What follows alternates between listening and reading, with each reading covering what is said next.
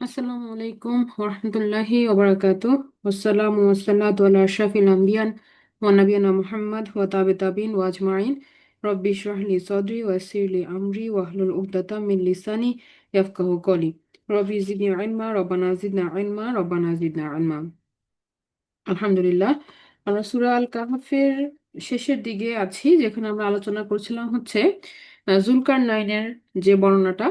এবং গত ক্লাসে আমরা দেখলাম যে আল্লাহ সুবহানাহু ওয়া তাআলা এখানে জুলকারনাইনের যে আহ, দুনিয়াতে বিচরণকালে সে তিনটা জাতির দেখা পাইলো, সেই ঘটনাগুলো আমাদেরকে বলতেছেন কোরআনে।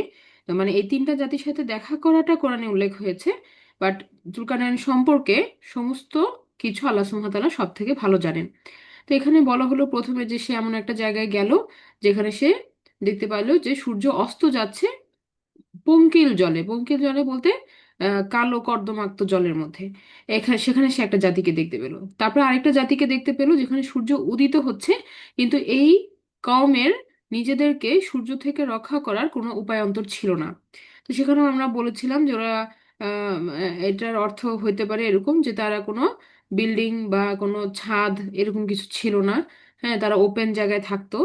এবং এটাও হতে পারে যে তাদের কোনো পোশাক আশাক সেরকম ছিল না যে তারা সূর্য থেকে নিজেদেরকে রক্ষা করবে। তৃতীয়ত হচ্ছে জুলকারনাইন এমন একটা কওমকে দেখতে পেল যারা পাহাড়ের মধ্যবর্তী স্থানে আছে এবং সেখানে তারা কোনো ভাষা বুঝে না। হ্যাঁ, এমন একটা কওম যারা কিনা ইয়াজুজ মাজুজের যে অত্যাচার, সেই অত্যাচারে তারা জর্জরিত। তো এখানে আমরা দেখতে পাচ্ছি যে জুলকারনাইন সেই কথোপকথনটাই আমরা আজকে দেখছি। তো লাস্ট আমরা যেটা আলোচনা করছিলাম যে তারা জুলকারনাইনের সাথে কথা বললো কিভাবে। জুলকারনাইনের সাথে হয়তো আকার ইঙ্গিতে তাকে বোঝানোর চেষ্টা করলো যে তাদের উপরে জুলুম হচ্ছে এবং এই জুলুম করতেছে কে? ইয়াজুজ মাজুজ। তো তখন এই যে এখান থেকে আমরা একটু রিপিট করছি, আয়াত নাম্বার 93 বলা হচ্ছে, আউযুবিল্লাহি মিনাশ শাইতানির রাজিম, হাত্তা ইযা বালাগ বাইনা সাদ্দাইনি, যখন তিনি পৌঁছে গেলেন দুই পর্বতের মাঝখানে, ওয়াজাদা মিন দুনিহিমা কওমা, সেখানে তিনি পাইলেন এমন একটা জাতিকে। এই এই যে সেখানে তিনি একটা জাতিকে পাইলেন, লা ইয়াকাদুনা ইয়াফকাহুনা কাওলা, যারা তার নিকট হতে কোনো কথাই যারা বুঝতে পারতেছে না। হ্যাঁ, যাদের সাথে কমিউনিকেশন ভাষার মাধ্যমে করা যাচ্ছে না। এরপর বলা হচ্ছে কলু, তখন তারা তাকে বুঝাইলো, বললো বলতে এক্সপ্রেস করলো বা বুঝাইলো যে ইয়া জালকার নাইনি, ইন্না ইয়াজুজা ওয়া মাজুজা মুফসিদুনা ফিল আরদ, যে তারা বুঝাইলো তাকে যে নিশ্চয়ই ইয়াজুজ এবং মাজুজ তারা পৃথিবীর মধ্যে অশান্তি সৃষ্টিকারী, ফাসাদ সৃষ্টিকারী। ফাহাল না যে আলুলাকা খরজান, অতএব আপনি কি আমাদেরকে দিবেন, আমাদের জন্য তৈরি করে খরজান, আলা আংতা যে আলা বাইনানা ওয়া বাইনাহুম সাদ্দা, এই শর্তে যে আমাদের এবং তাদের মাঝে আপনি একটা প্রাচীর তৈরি করে দিবেন। হ্যাঁ, তাহলে তিনি বলতেছেন যে তাহলে আমরা দিব আপনার জন্য খরচান বলতে আমরা যেটা বুঝতেছি যে টাকা পয়সা বা পারিশ্রমিক বা একটা টোকেন, যেটা তাকে দেওয়া হবে গিফট হিসাবে। হ্যাঁ, তাকে দেওয়া হবে কাকে? জুলকার নাইনকে তারা অফার করতেছে যে আমরা আপনাকে মানে এটার বিনিময় দিব। হ্যাঁ, এই এই জন্য আমরা আপনাকে বিনিময় দিব যদি আপনি আমাদেরকে তাদের থেকে সেভ করতে পারেন, এই এই দুই পাহাড়ের মাঝে আমাদের জন্য একটা প্রাচীর বানায় দেন। তো কেন তারা জুলকার নাইনকে এই এই রিকোয়েস্টটা করতেছে? কারণ তারা এটা বুঝতে পারছে যে জুলকার নাইন একজন ন্যায়পরায়ণ শাসক, এবং তারা এটাও বুঝতে পারছে যে তার ম্যান পাওয়ার আছে বা তার সেই টেকনোলজিটা আছে যেটা দিয়ে সে হেল্প করতে পারে। হ্যাঁ, তাহলে যদিও তাদের কাছে ওই ইয়াটা নাই, ওই জ্ঞানটা নাই যে কিভাবে এটা করতে হবে, অথবা তাদের কাছে সেই শক্তি সামর্থ্যটা তারা বুঝতে পারতেছে না যে কিভাবে করতে হবে। কিন্তু জুলকারনাইনকে দেখা মাত্র তার সৈন্যবাহিনী বা তার সাথে যারা ছিল তাদের কাছে তারা একটা আশ্রয়ের মানে একটা ভরসার জায়গা পাইলো যে এই মানুষটা আমাদের হেল্প করতে পারে। হ্যাঁ, তখন তারা হেল্প চাইলো। তো এরপরে কলা জুলকারনাইন বলতেছেন, মা মাক্কান্নি ফিহি রব্বি খৈর, যে আমার মা মাক্কান্নি। হ্যাঁ, বলা হচ্ছে যে যা কিছু আমাকে ক্ষমতা হিসেবে দেওয়া হয়েছে, ফি হি রব্বি, আমার রবের তরফ থেকে, খয়ের, সেটা হচ্ছে আমার জন্য উৎকৃষ্ট। ফাইনুনি, সুতরাং তোমরা আমাকে সাহায্য করো, বেকুয়া, তোমরা আমাকে শক্তি দিয়ে শ্রম দিয়ে সাহায্য করো। আজ আল বাইনাকুম ওয়া বাইনাহুম রদমা, আমি বানাই দিব তোমাদের এবং তাদের মাঝে একটা শক্ত দেয়াল। দেখেন, ওরা কিন্তু প্রথমে রদমা চাই নাই, ওরা কি চাইছে? তোমরা বলছে যে আমাদেরকে বানায় দাও একটা সাদ্দা, একটা প্রাচীর বানায় দাও, একটা ব্যারিয়ার বানায় দাও। আর উনি বলতেছেন যে আমি তোমাদেরকে বানায় দিব একটা রদমা। তো এই সাদ্দা আর রদমার মধ্যে পার্থক্য কি? পার্থক্য হচ্ছে যে সাদাটা হচ্ছে একটা প্রাচীর, কিন্তু সেটা এত শক্তিশালী না, মানে একটা নর্মাল দেয়ালের মতো। তারা চাইছে যে এমন কিছু একটা বাধা দিয়ে দাও যেন ওরা আসতে না পারে। তো তখন জুলকারনাইন তার জ্ঞান সামর্থ্য দিয়ে আরো বেটার ওয়েতে একটা র্যাম্প বানায় দিলেন, এমন ভাবে যে এটা একটা শক্ত প্রাচীর, একটা শক্ত দেয়াল, মানে এটার স্ট্রেংথ বেশি, এটার কোয়ালিটি ভালো আরো। হ্যাঁ, এরকম একটা শক্ত মজবুত দেয়াল জুলকারনাইন বানায় দিচ্ছেন তাদেরকে। জুলকারনাইনের তো টেকনোলজি, বা আমরা বলতে পারি যে তার মোর সিভিলাইজড এরিয়া থেকে উনি আসছে, কাজে উনি অনেক দেখে আসছে, বিভিন্ন প্রাচীর, দুর্গ, এগুলো উনি দেখে আসছেন। সো ওনার কাছে ওই বুদ্ধিটা, জ্ঞানটা ছিল যে কিভাবে এটা তৈরি করতে হবে। তো তারপরে তাহলে কি বললেন, যে পারিশ্রমিক তিনি নিলেন না। পারিশ্রমিক তিনি নিলেন না, তিনি কোনো ট্যাক্স, কর, গিফট কিছুই নিলেন না। তিনি কি বললেন, যে আমার রব আমাকে যে শক্তি বা যা কিছু আমাকে দিয়েছে সেটা হচ্ছে সবকিছু থেকে উত্তম। তাহলে উনি এই কাজটা কিন্তু করে দিচ্ছেন উইদাউট কি, তাদের থেকে কোনো কিছু পাওয়ার বিনিময় ছাড়াই তিনি করে দিচ্ছেন আল্লাহ সুবহানাহু ওয়া তাআলার সন্তুষ্টির জন্য। তো এরপর দেখেন আয়াত নাম্বার 96-এ বলা হচ্ছে, তিনি যখন কাজটা শুরু করলেন, আমরা বুঝতে পারছি যে এখন এই এই এই কনস্ট্রাকশন কাজটা শুরু হচ্ছে, তখন তিনি তাদের কাছে চাইলেন, আতুনি জুবার আল হাদিদ, তোমরা নিয়ে আসো লোহার পাতসমূহ। জুবার, জুবার কথাটা হচ্ছে ছোট ছোট লোহার চিপস, লোহার ছোট ছোট চিপস বা নাগেটের মতো, ছোট ছোট দলার মতো ছোট ছোট, যেমন ইটের, ইট ভাঙা যেমন টুকরা টুকরা হয়, গোল গোল টুকরা টুকরা হয়, এরকম। তো এখানে বলা হচ্ছে যে এরকম লোহার ছোট ছোট খণ্ডগুলাকে নিয়ে আসলো তারা। নিয়ে আসার জন্য বললেন জুলকারনাইন, যে আমাকে এনে দাও লোহার ছোট ছোট এই এই পাতসমূহ। তারপরে সেগুলাকে কি করা হলো, সেগুলাকে দুই পাহাড়ের ফাঁকা জায়গায় ফেলা হইলো। হ্যাঁ, মানে দুই পাহাড়ের ফাঁকা জায়গায় এই লোহার নাগেট গুলাকে ফালানো হইলো। হাত্তা ইজা সাওয়া বাইনা সদাফাইনি কলাং ফুখু, যখন দুই পাহাড়ের ফাঁকা জায়গায় এগুলো বসানো হইলো, তখন তিনি বললেন, এবার তোমরা এটার মধ্যে ইয়া করো, মানে হাঁপড়ে ফুঁক দাও। হাঁপড় হচ্ছে একটা, যেটাকে বলা হয় যে আপনার কামার কুমাররা যখন কাজ করে তখন দেখবেন যে একটা ছাতার মতো থাকে বাইরে দিয়ে।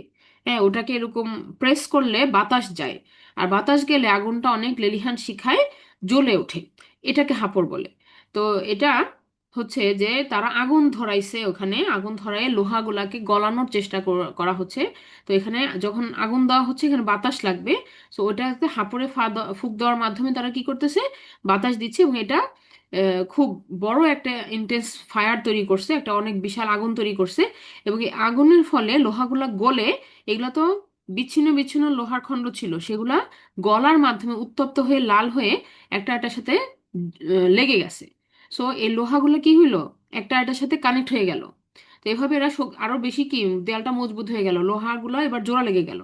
তারপর বলা হচ্ছে হাত্তা ইজা জা আলাহু নারন, তখন বলা হলো অবশেষে তা পরিণত হলো একটা আগুনের দণ্ড কুণ্ডলিতে।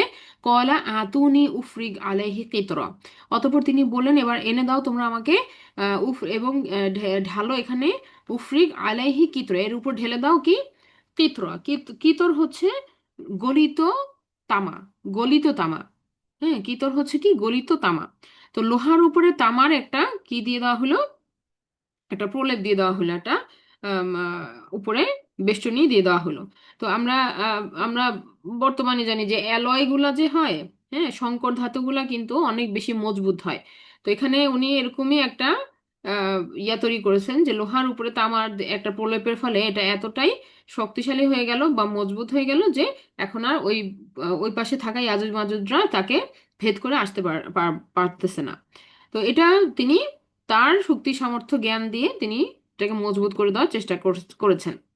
তো অতঃপর এরপরে কি হলো, ফামাস তাতো আরও, অতঃপর তারা সক্ষম হলো না, আন আই ইয়াজহারুহু যে তারা অতিক্রম করবে, ওয়ামা ইস্তাতাউ এবং ওয়ামাস্তাতাউ এবং তারা সক্ষম হলো না, লাহু নাকবা এর মধ্যে কোনো ছিদ্র করতেও তারা সক্ষম হলো না।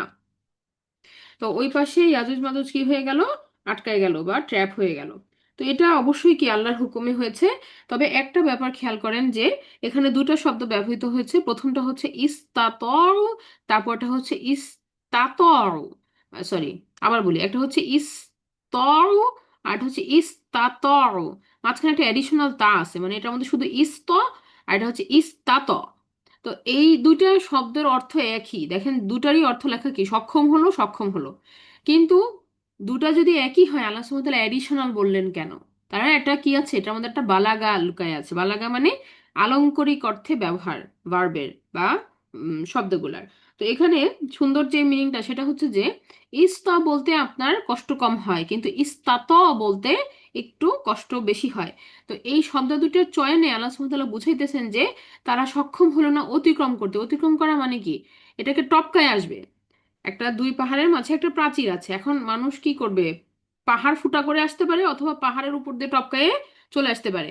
তাহলে বলতেছেন যে ওইটা তো সহজ ছিল, তাই না, যে পাহাড়ের উপর দিয়ে তারা অতিক্রম করে চলে আসবে। তো সেটা তারা পারলো না। ওয়ামাস্তাতআউ, আর পাহাড়টা ফুটা করে বের হয়ে আসবে, সেটাও কি, সেটা তো কঠিন কাজ।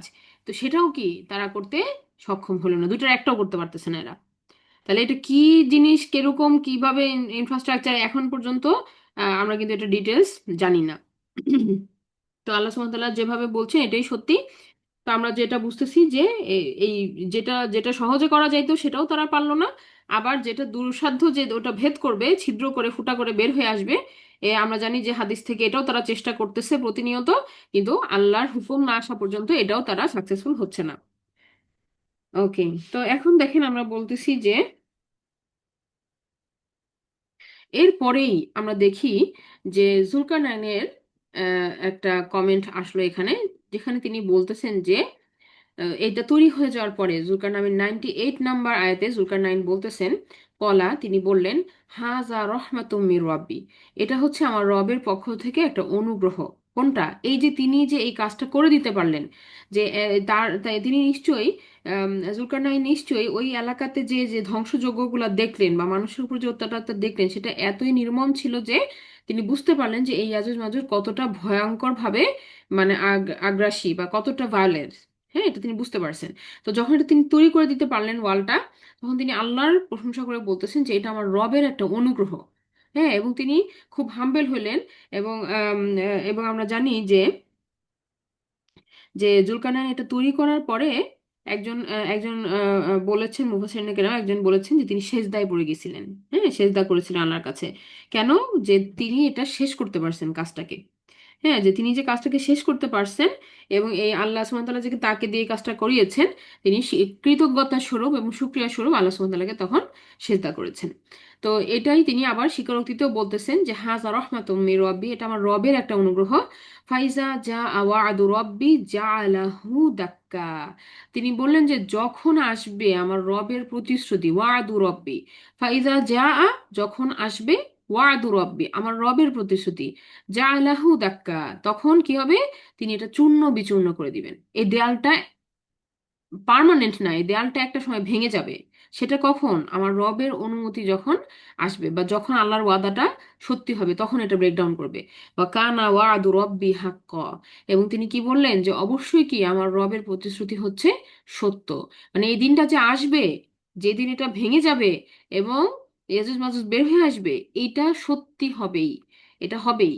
এটা একদম জুলকারনাইন সেই সময় যখন এটা বানাইছেন তখনই তিনি এই এই কথাটা বলতেছেন। এবং আমাদেরকে আল্লাহ সুবহানাহু ওয়া তাআলা কোরআনে এটা বলার মাধ্যমে কি সতর্ক করতেছেন, যেটা হবে, it is going to come. তো এখন বলা হচ্ছে যে ওয়াতারাকনা বা'দাহুম ইয়াউমা ইযিন ইয়ামুজু ফি বা'দ, তারপরে আল্লাহ সুবহানাহু ওয়া তাআলা বলেন যে যখন এটা ভাঙবে তখন কি হবে, ওয়াতারাকনা বা'দাহুম, তখন আমরা ছেড়ে দিব তাদেরকে, মানে ওরা তো তখন এলাও হবে বাইর হয়ে আসতে। বা'দাহুম, তাদের মানে তারা এমন ভাবে আসবে যে তাদেরকে মনে হবে, ইয়াউমা ইজিন সেদিন তাদেরকে মনে হবে, ইয়ামুজু ফি বা'দ, পোকামাকড় যেরকম দলাদলি করে আসে না তরঙ্গের মতো, যেমন একটা মৌমাছির চাক যখন আমরা ভেঙে ফেলি তখন আমরা কি দেখি, মৌমাছিগুলো একটা একটার সাথে ধাক্কা খাইতেছে এবং ভয় ভয় করে করে একসাথে অনেকগুলা হামলা করার জন্য আসতেছে। হ্যাঁ, তো এই যে একটার উপরে একটা লুটপাট খাচ্ছে, এরকম একটা তরঙ্গের মতো একটা ঢেউয়ের মতো আসতে থাকবে এরা, একটার পর একটা একটার পর একটা, একজনের উপর দিয়ে আরেকজন উপরে হামাগুড়ি দিয়ে দিয়ে, মানে ভয়ঙ্কর ভাবে এরা স্রোতের মতো আসতে থাকবে। পতঙ্গ যেমন হঠাৎ করে ছাড়লে যেরকম হয়, এরকম ভাবে এরা আসতে থাকবে। ওয়ানুফিখ ফিস সূর, এবং এর পরপরই আল্লাহ সুবহানাহু ওয়া তাআলা কিয়ামতের কথা বলে দিলেন। ইয়াজুজ মাজুজের রিলিজের পরে একই আয়াতে আল্লাহ সুবহানাহু ওয়া তাআলা কি বললেন, মনে হচ্ছে যে মানে এর মাঝে কোনো গ্যাপ নাই, কিন্তু আসলে তো আরো কিছু ঘটনা ঘটবে এর মধ্যে, কিন্তু আল্লাহ সুবহানাহু ওয়া তাআলা এত ক্লোজ বললেন এটাকে, তো আমরা বুঝতে পারতেছি যে ঘটনাগুলোর সিকোয়েন্স খুব ক্লোজ হবে। এবং সাথে সাথেই কি, মানে আপনার অল্প সময়ের মধ্যেই কিয়ামতের সেই শেষ যে ট্রাম্পেটটা, যেটা আহ, সিংগায় ফু দেওয়ার জন্য বসে আছেন যিনি ফেরেশতা, তিনি তার আল্লাহ সুবহানাহু ওয়া তাআলার হুকুমে সেটা ফু দেওয়া হবে, অনুফিখা ফিস-সূর, সিংগায় ফু দেওয়া হবে। হ্যাঁ, তার মানে এই ঘটনাগুলো একদম লাস্ট মোমেন্টের ঘটনা, এই ঘটনাগুলো একদম কেয়ামতের আগ মুহূর্তের ঘটনা, যেখানে কি একটার পর একটা ঘটতে থাকবে, আর আর কোনো ডিলে হবে না কেয়ামতের, যে শেষ যে ট্রাম্পেটটা সেটা দেওয়া হবে। হ্যাঁ, সিংগায় ফু দেওয়া হবে। ফাজামা না হুম জামা, অতঃপর আমরা একত্রিত করব সবাইকে একসঙ্গে। জামা, জামা মানে এভরিওয়ান। এই ঘটনাতে, এই সূরা কাহাফের শুরু থেকে আমরা এই পর্যন্ত যাদের যাদের কথা বলছি সবাই সেদিন উপস্থিত হবে।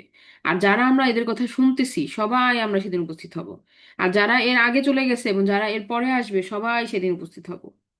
হ্যাঁ, তো এই যে জামা না হুম জামা ইনক্লুডস এভরিওয়ান, সবাই, আগে পরে ঘটনার যারা এখন আমরা যাদেরকে নিয়ে এত আলোচনা আমরা করতেছি তারা, হ্যাঁ, তাদের বিপক্ষে দল, সমস্ত কিছু, সবাই সবাই সেদিন কি হবে, আল্লাহ সুবহানাহু ওয়া তাআলার সামনে একত্রিত হবে। আচ্ছা, তো এখন আমরা আসি 100 নম্বর আয়াতে। 100 নম্বর আয়াতে আমরা দেখি যে আল্লাহ সুবহানাহু ওয়া তাআলা এরপরে জান্নাত জাহান্নামের বর্ণনাতে চলে গেছেন। তো আমরা সেটাতে যাওয়ার আগে আরেকটু কিছু কথা আছে এই যে ইয়াজুজ মাজুজ সম্পর্কে এবং আহ জুলকারনাইনের এই যে লাস্ট স্টোরিটা সম্পর্কে, সেটা আমরা আবার একটু আলোচনা করি। তো আমরা দেখতে পাইলাম যে আল্লাহ সুবহানাহু ওয়া তাআলার প্রশংসা জুলকারনাইন করলেন এবং আল্লাহর রহমতের কথা স্বীকার করলেন। এবং আহ, আল্লাহ সুবহানাহু ওয়া তাআলা এই যে এই বিশাল যে বাধা বা বাঁধটাকে তিনি তৈরি করেছেন, আল্লাহ সুবহানাহু ওয়া তাআলা এটাকে মানুষের জন্য অ্যালাউ করেন নাই। হ্যাঁ, মানুষের জন্য এটাকে পার হয়ে আসা অথবা এটাকে ফুটা করে আসা অ্যালাউ করেন নাই।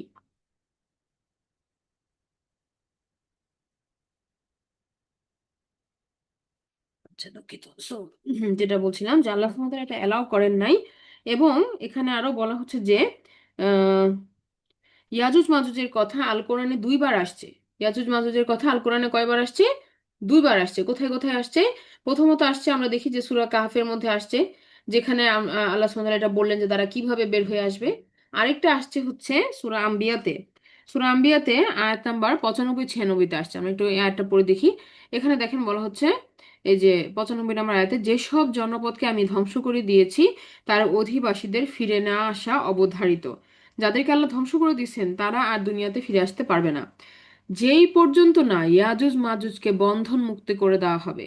এখানে সূরা আম্বিয়াতে 96 নম্বর আয়াতে আল্লাহ সুবহানাহু ওয়া তাআলা ইয়াজুজ মাজুজের কথা আবার উল্লেখ করছেন, যে যেই পর্যন্ত না ইয়াজুজ মাজুজকে বন্ধন মুক্ত করে দেওয়া হবে এবং তারা প্রত্যেক উচ্চভূমি থেকে দ্রুত গতিতে ছুটে আসবে। তারা কি করবে? ওই যে পাহাড়ের উপর থেকে নেমে আসবে, পাহাড়ের উপর থেকে উচ্চভূমি থেকে দ্রুত গতিতে নেমে আসবে। আর এখানেও তাদের গতিটা যে ভয়ঙ্কর দ্রুত হবে সেটা বলা হচ্ছে। আবার আমরা দেখলাম যে সূরা কাফের মধ্যে আল্লাহ সুবহানাহু ওয়া তাআলা বলতেছে এরা পতঙ্গের মতো কিলবিল করে বের হয়ে আসতে থাকবে। হ্যাঁ, তো এই জিনিসটাও কিন্তু আমরা একটা ছবি পাই, একটা একটা ভয়ঙ্কর ছবি পাই যে কিভাবে তারা আক্রমণটা করবে। তো এখন অনেকে বলছেন যে এই যে ইয়াজুজ মাজুজকে নিয়ে অনেক কথা, অনেক কথা, কিন্তু আমরা দেখি যে রাসূল সাল্লাল্লাহু আলাইহি সাল্লামের একটা হাদিসের মধ্যে বলা হচ্ছে জয়নাব বিনতে জাশ, তিনি বলেছেন রাসূল সাল্লাল্লাহু আলাইহি সাল্লাম একদিন রাতে ঘুমের থেকে অত্যন্ত ভয়ের সাথে, ওনার চেহারা মোবারক লাল হয়ে গিয়েছিল, তিনি উঠে যান এবং ঘুম থেকে উঠে যান ঘুম ভেঙে। এবং তখন তিনি আল্লাহ সুবহানাহু ওয়া তাআলার নাম নিয়ে বলেন যে মানে আল্লাহ একমাত্র যিনি ইবাদতের অধিকারী, আল্লাহ সুবহানাহু ওয়া তাআলা, তিনি বলেন যে আরবদের উপরে এমন এক বিপর্যয় নেমে আসবে যে সেটা খুবই নিকটবর্তী। হ্যাঁ, তারা কি করেছে, ওই ইয়াজুজ মাজুজ আজকে ওই দেয়ালের মধ্যে একটা ছিদ্র করে ফেলছে। হ্যাঁ, দেয়ালের মধ্যে একটা ছিদ্র করে ফেলছে। তো তখন তাকে জিজ্ঞেস করা হলো যে যে আমাদের মধ্যে ন্যায়পরায়ণ লোকজন বা ইবাদতকারীরা থাকা অবস্থাতেই কি আমাদের উপরে এই আযাব নেমে আসতে পারে? রাসূল সাল্লাল্লাহু আলাইহি ওয়াসাল্লাম বলছেন, হ্যাঁ হ্যাঁ হ্যাঁ, পারে, যদি অন্যায়ের পরিমাণ বেশি হয়ে যায়। তাহলে আমলকারী থাকার পরেও দুনিয়াতে কি আসতে পারে? কিয়ামতের এই আলামতটা নেমে আসতে পারে। আরেকটা হাদিসে বলা হয়েছে যে আহ, আমরা জানি যে আল্লাহ রাসূল সাল্লাল্লাহু আলাইহি সাল্লাম বলেছেন যে 10টা বড় বড় সাইন আছে কেয়ামত দিবসের। 10টা বড় বড় সাইন আছে, আম, যেগুলোর মধ্যে আমরা দেখি যে সেখানে একটা হাদিসে আসছে এরকম যে হুদাইফা ইবনে উসাইদ আল গিফারি হতে বর্ণিত, রাসূল সাল্লাল্লাহু আলাইহি সাল্লাম একবার হঠাৎ করে আসলেন যখন সাহাবীরা অন্য একটা আলোচনায় ব্যস্ত ছিল। তখন তিনি জিজ্ঞাসা করলেন, তোমরা কি নিয়ে আলোচনা করছো? সাহাবীদের মধ্যে থেকে বললেন যে আমরা কিয়ামত দিবস নিয়ে আলোচনা করছি। তখন তিনি বললেন যে এটা ততক্ষণ পর্যন্ত আসবে না যতক্ষণ না 10টা বড় যে লক্ষণগুলো আছে সেগুলা আবির্ভূত হয়। তো সেগুলো কি, সেগুলোর মধ্যে তিনি উল্লেখ করেছেন যে দুখান বা ধোঁয়া যেটা, সেটা দাজ্জাল, তারপরে আপনার দাব্বাতুল আর্থ যেটা, যে একটা প্রাণী মাটি থেকে বের হবে সেটা, তারপর রাইজিং, মানে যে আপনার রাইজিং অফ দ্য সান, পশ্চিম দিক থেকে সূর্য উদয় হবে সেই ঘটনাটা। তারপরে ঈসা আলাইহিস সালাম আসবেন। হ্যাঁ, তারপরে এই যে ইয়াজুজ মাজুজ বের হবে। এরপরে 3টা বড় ভূমিকম্প হবে, একটা হবে পূর্বে, একটা হবে পশ্চিমে, আর একটা হবে আরবের ভূমিতে। আর একদম সবার শেষে আগুনের কুণ্ডলী এমন ভাবে হবে, সেটা ইয়ামান থেকে শুরু হবে একটা আগুনের নির্গমন, এবং যেটা আলটিমেটলি মানুষদেরকে কি করবে, মানুষদেরকে ওই আগুনের কুণ্ডলীটা ওই ধোঁয়ার কারণে, ওই আগুনের কুণ্ডলী এবং ধোঁয়ার কারণে মানুষ একত্রিত হয়ে জড়ো হয়ে যাবে কোথায়? যেখানে হাসর হাসর হবে সেই জায়গায় মানুষ চলে আসবে। তো এইগুলো না দেখা পর্যন্ত আসলে কেয়ামত দিবস, মানে এগুলা শেষ না হওয়া পর্যন্ত কিয়ামত দিবস শুরু হবে না। এটা হচ্ছে কথা। তো আহ, এটা আমাদেরকে স্মরণে রাখতে হবে যে আল্লাহ সুবহানাহু ওয়া তাআলাই একমাত্র জানেন যে আসলে এটা কখন হবে, কিভাবে হবে। তবে আমরা সেই ভয়ঙ্কর সময়ের সাক্ষী হইতে চাই না। হ্যাঁ, আমরা যেন আমাদের ইমানটা নিয়ে সুন্দরভাবে আল্লাহর কাছে যাইতে পারি, এটাই আমাদের প্রত্যাশা। আচ্ছা, এখন একটা কথা যে আহ এখানে আরো কিছু লক্ষণ আছে, আমরা এগুলো নিয়ে ডিটেলস আলোচনা করছি না। আচ্ছা, এখানে আরো আরো বেশ কিছু হাদিস এখানে আলোচনাতে আসছে। ইয়াসির কাদরি যে আলোচনাটা করেছেন সেখানে, তো আমি এতগুলোতে গেলাম না। ঠিক আছে, একটা কথা যেটা এখানে আমরা আলোচনা করছি, আরেকটা হাদিস আবু হুরায়রা রাদিয়াল্লাহু আনহু থেকে বর্ণিত। সেখানে বলা হচ্ছে যে আল্লাহ রাসূল সাল্লাল্লাহু আলাইহি ওয়াসাল্লাম একদিন বের হয়ে আসলেন মানুষের কাছে, এবং আহ, একজন আহ, একজন আসলেন রাসূল সাল্লাল্লাহু আলাইহি ওয়াসাল্লামের কাছে, এসে জিজ্ঞাসা করলেন, হে আল্লাহ রাসূল, কখন সেই দিবসটা আসবে, কিয়ামত দিবসটা কখন আসবে? তিনি বললেন, আহ, তিনি জিজ্ঞাসা করলেন যে তুমি যাকে জিজ্ঞাসা করতেছো সে মানে জিজ্ঞাসাকারীর থেকে বেশি জানে না। হ্যাঁ, তবে আমি তোমাকে এই লক্ষণগুলা বলবো যে যে লক্ষণগুলা দেখলে বোঝা যাবে যে ওইটা সন্নিকটে, যে ওই দিবসটা সন্নিকটে। সেটা কি? তখন তিনি বলেছেন যে একজন আহ, মালিক, সরি, একজন দাসী, দাঁড়ান, the slave women gives birth to her mistress, মানে দাসী জন্ম দিবে তার মালিককে। হ্যাঁ, দাসী জন্ম দিবে তার মালিককে। আহ, এটা একটা বড় লক্ষণ হবে। তারপরে বলা হচ্ছে যে যারা কিনা আহ আচ্ছা, এখানে বলা হয়েছে bare foot and the naked will become leader of the people, মানে বলা হতেছে যে যারা আহ খালি পায়ে এবং যাদের পোশাক থাকবে না, নেকেড বলতে যেটা বোঝায় উলঙ্গ, তারা মানুষের লিডার হবে। হ্যাঁ, তারপরে বলা হচ্ছে যে যখন মানুষ উচ্চ উচ্চ বিল্ডিং বানানোর জন্য কম্পিটিশন করবে একজন আরেকজনের সাথে। হ্যাঁ, তো এখন সেটা তারপরে উনি বলতেছেন যে আহ, এই এই যে কখন সেই কিয়ামত দিবসটা হবে এটা আসলে আল্লাহ ছাড়া আর কেউই ভালো জানেন না। তারপর আল্লাহ সুবহানাহু ওয়া তাআলা, আল্লাহ রাসূল বললেন, এই এই কথাগুলো তিনি স্মরণ করায় দিলেন সূরা লুকমান থেকে, যে নিশ্চয়ই আল্লাহ, তার কাছেই আছে সমস্ত জ্ঞান এবং শেষ দিবসের এই জ্ঞানটা তার কাছে আছে। তিনি পৃথিবীতে দিয়ে থাকেন বৃষ্টি, এবং তিনিই জানেন একমাত্র যে মাতৃগর্ভে কি আছে। এটা সূরা লোকমানের 34 নম্বর আয়াত। ঠিক আছে। সো রাসূল সাল্লাল্লাহু আলাইহি ওয়াসাল্লাম তখন শেষে এই কথাটা বলেন, মানে আল্লাহ সুবহানাহু ওয়া তাআলার জ্ঞানের পরিধিটা তিনি বলেন, এবং আমরা যে কিছুই জানি না সেই সম্পর্কে তিনি স্মরণ করায় দিলেন।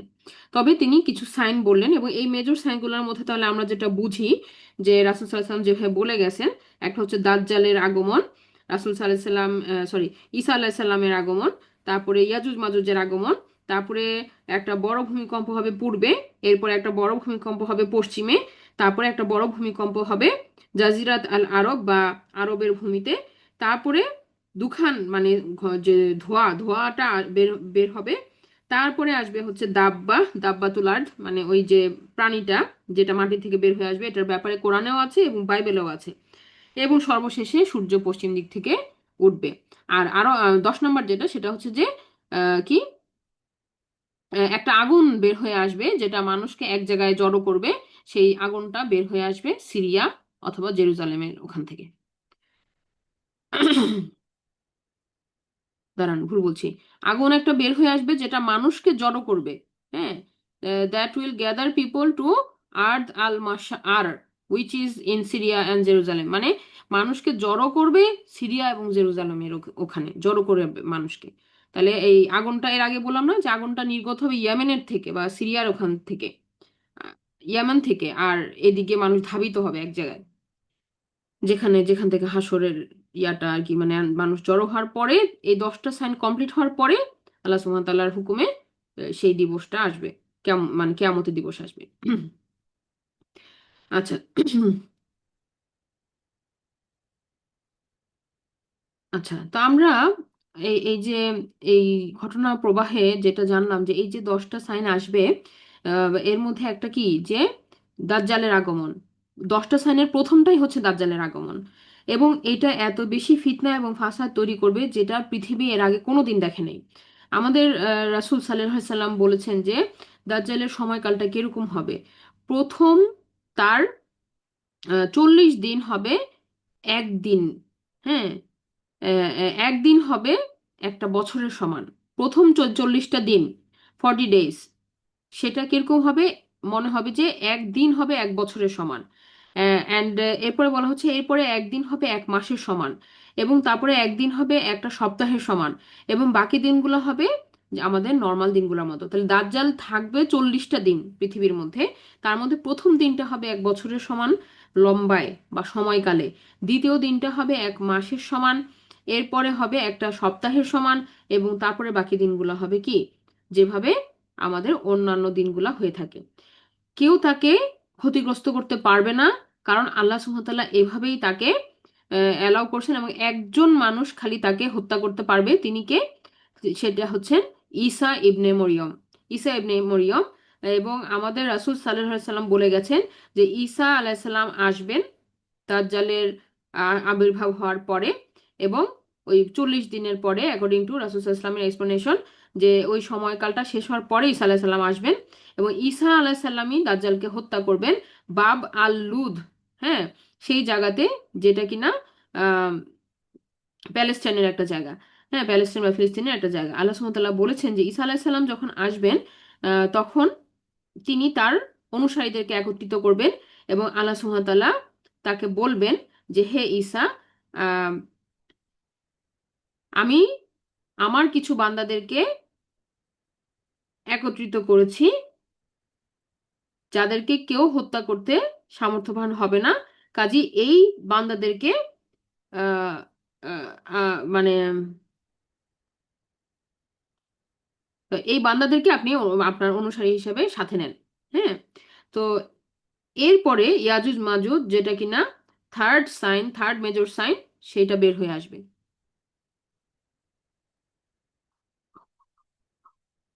how it happened.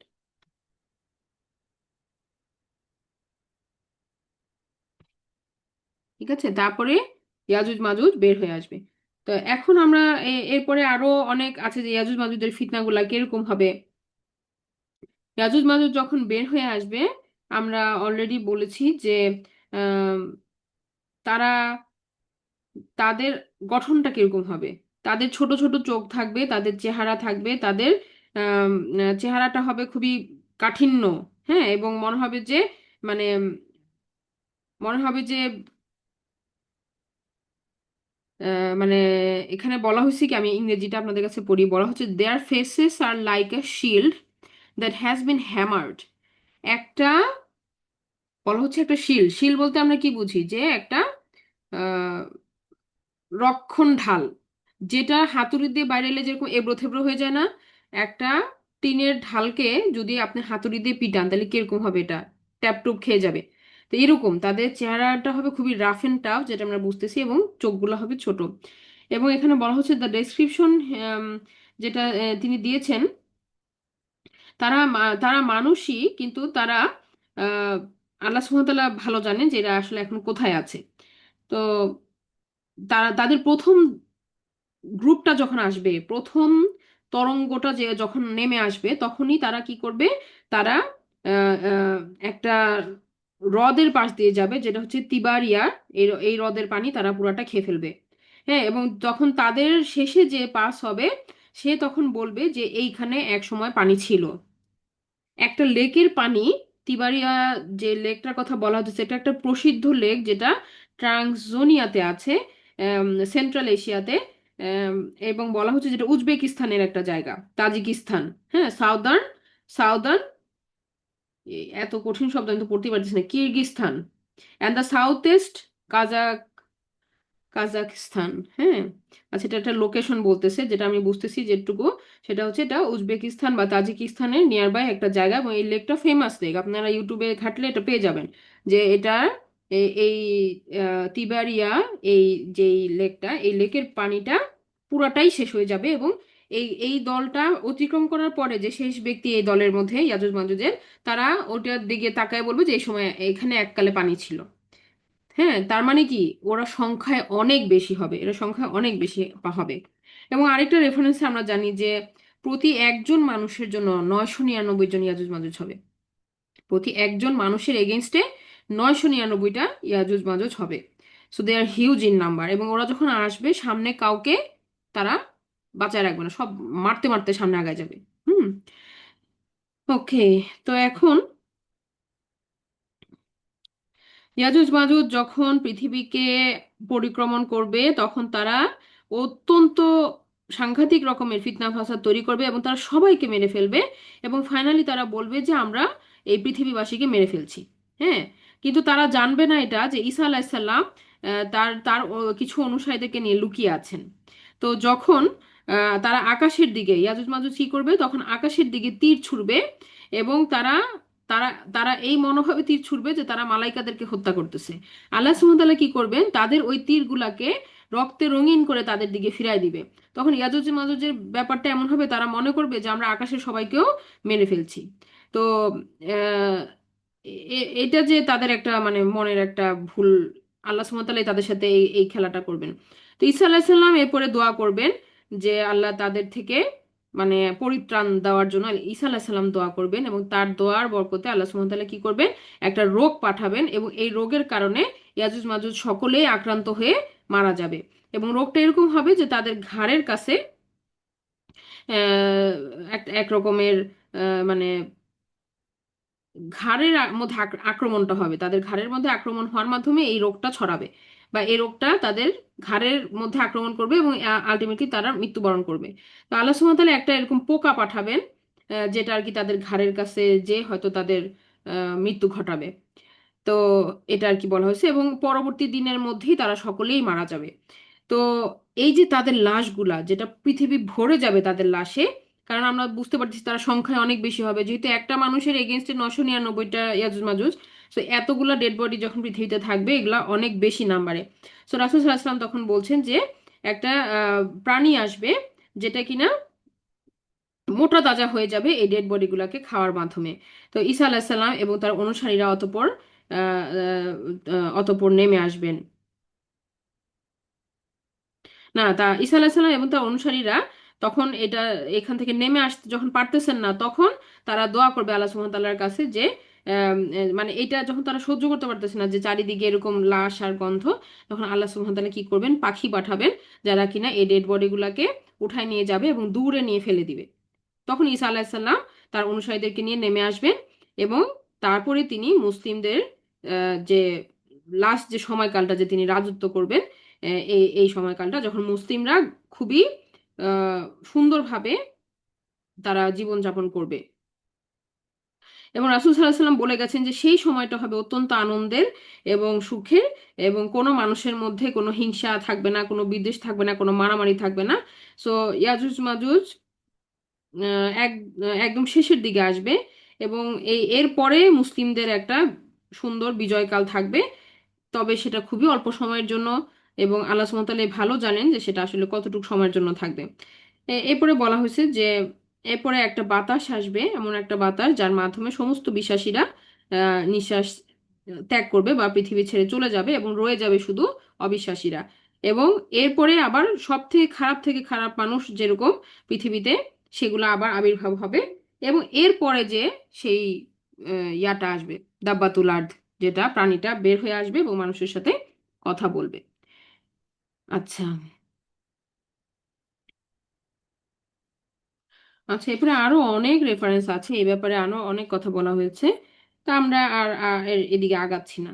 এখন আমি লাস্টের যে আমার অংশটুকু আলোচনার মধ্যে ছিল সেটাতে চলে আসি, ডে অফ জাজমেন্ট। আমাদের কি সময় হবে? দেখি কত সময় আছে। সময় আছে আমার আর 3 মিনিট মাত্র। ঠিক আছে, তাহলে আমরা দুইটা আয়াত পড়ি শুধু। যেখানে আমরা দেখছিলাম 100 নম্বর আয়াত। 100 নম্বর আয়াতে আল্লাহ সুবহানাহু ওয়া তাআলা এখানে বলতেছেন যে আরদনা জাহান্নামা ইয়াউমা ইজিল লিল কাফিরিনা আরদা। তাহলে আমরা এই ঘটনা প্রবাহ তো শুনলাম, ইয়াজুজ মাজুজের আগে কে আসবে, দাজ্জাল আসবে। ইয়াজুজ মাজুজের পরে কি হবে, ঈসা আলাইহিস সালাম কিছু সময় রাজত্ব করবেন। হ্যাঁ, হ্যাঁ, ঈসা আলাইহিস সালাম কিছু সময় রাজত্ব করবেন। তারপরে মুসলিমরা সমস্ত বিশ্বাসীরা চলে যাবে এবং দুনিয়াতে শুধু অবিশ্বাসীরাই থাকবে। এরপরে আল্লাহ সুবহানাহু ওয়া তাআলা কিয়ামতকে সংঘটিত করবেন। হ্যাঁ, কিন্তু এই টাইম ফ্রেমটা খুবই ন্যারো, এই টাইম ফ্রেমটা কি খুব কম। তো এরপরে যখন কিয়ামত দিবসের কথা আল্লাহ সুবহানাহু ওয়া তাআলা বলতেছেন, হ্যাঁ, তখন আল্লাহ বলতেছেন যে ওয়ারাদনা জাহান্নামা ইয়াউমা ইজিল লিল কাফিরিনা আরদা, যে যে সেদিন আমরা পেশ করব জাহান্নামকে, সেদিন পেশ করব কাফিরদের জন্য যেন তারা প্রত্যক্ষভাবে অবলোকন করে, তারা নিজের চোখ দিয়ে দেখবে। হ্যাঁ, এবং এই দেখাটা হতেছে কি, যে ইয়াউমাল ইয়াকিন, যে তারা হচ্ছে মানে ইয়াকিন বিশ্বাসে পরিণত হবে, তাদের দেখার মাধ্যমে এইটা তারা কনভিক্ট হবে, বিশ্বাসে পরিণত হবে যে এটাই সত্য, এটাই সত্য। কিন্তু কিন্তু কি, মানে এই দেখা দেখাটা সেদিন জাহান্নামীরাও দেখবে, আবার যারা জান্নাতি তারাও দেখবে। মুসলিমদেরকেও আল্লাহ মানে দেখাবে এবং অবিশ্বাসীদেরকেও আল্লাহ দেখাবে যে জাহান্নাম আসলে কিরকম ভয়ঙ্কর জায়গা, যে একদল এখান থেকে পরিত্রাণ পাচ্ছে আর একদল এটার মধ্যে যে পড়তে যাচ্ছে। আচ্ছা, এরপরে বলা হচ্ছে যে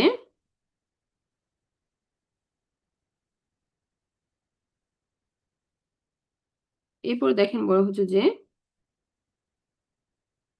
জাহান্নামকে দেখানোর ব্যাপারে আল কোরআনে আরো জায়গায় আছে, যেমন সূরা আল ফজরে আছে, আল্লাহ সুবহানাহু ওয়া তাআলা বলতেছেন যে যে সেই দিন জাহান্নামকে সামনে নিয়ে আসা হবে। তবে এই আয়াতটার ব্যাপারে রাসূল সাল্লাল্লাহু আলাইহি ওয়াসাল্লাম বলতেছেন যে যে,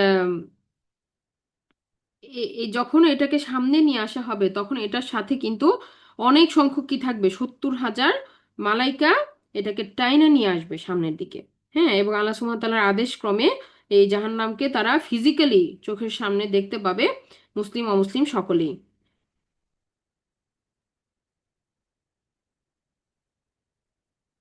আচ্ছা, আমরা আজকে এটুকুই রাখি। হ্যাঁ, তাহলে আমার যেটুকু মনে হচ্ছে আমার আরো একটা বা দুইটা ক্লাস লাগবে কনক্লুশনটা আসার জন্য।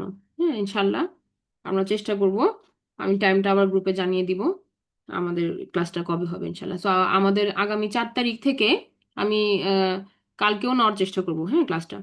আর আগামী 4 তারিখ থেকে আমাদের 3 তারিখ থেকে